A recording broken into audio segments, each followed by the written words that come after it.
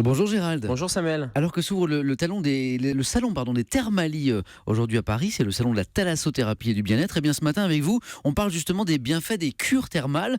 Avant toute chose, pour quelle pathologie, Gérald, peut-on prescrire une cure thermale? Oui Samuel, une petite imprécision, je me permets de corriger. Oui. Thalassothérapie et cure thermale, c'est pas la même chose. Non, bien d'accord. Il y a un point commun, c'est l'eau effectivement, et la thalasso, c'est l'eau de mer, mais c'est plutôt la thalasso, la détente, le cocooning, alors que les cures thermales sont des eaux minéralisées et vraiment à visée médicale.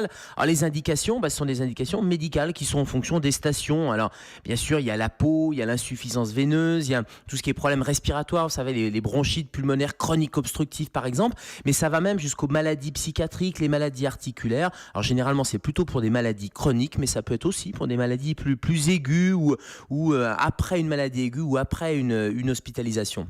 Quels soins va-t-on recevoir en cure? Alors, en cure, ce qu'on appelle la crénothérapie, parce que c'est vraiment une thérapie, sont des soins qui sont en fonction de la pathologie, fonction de la station, mais globalement, il y a 3 grands groupes de soins. Il y a l'hydrothérapie externe, c'est les bains, les douches, donc c'est ce qu'on appelle l'hydrothérapie générale.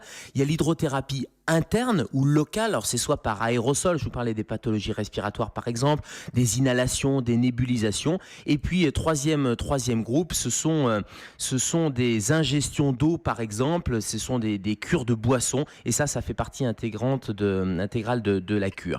2 exemples, les ulcères par exemple, vous avez des ulcères de peau, et bien il va y avoir des douches, il va y avoir des bains, il va y avoir des couloirs de marche aquatique, et puis pour l'eczéma par exemple, pour la peau, il y a des bains, il y a des pulvérisations, bref c'est en fonction de votre pathologie. Enfin, une cure représente un coût non négligeable. Est-ce bien, Gérald, remboursé par la sécurité sociale? C'est d'autant moins négligeable que ça dure, et pour que ça soit remboursé, il faut que ça dure 18 jours. C'est 18 jours de soins, 18 jours de cure, c'est 6 jours par semaine, donc il y a le dimanche un peu pour se reposer. C'est prescrit par le médecin, soit le médecin traitant, soit le médecin spécialiste, soit le dentiste. Éventuellement, il va remplir un formulaire, CERFA, etc. Et il y a une demande de prise en charge préalable à la Sécu. Et c'est une fois que vous avez cette prise en charge qui est acceptée que vous allez pouvoir démarrer votre parcours. Et votre parcours, il commence par le médecin thermal qui va faire un planning. Merci beaucoup, docteur Kazek.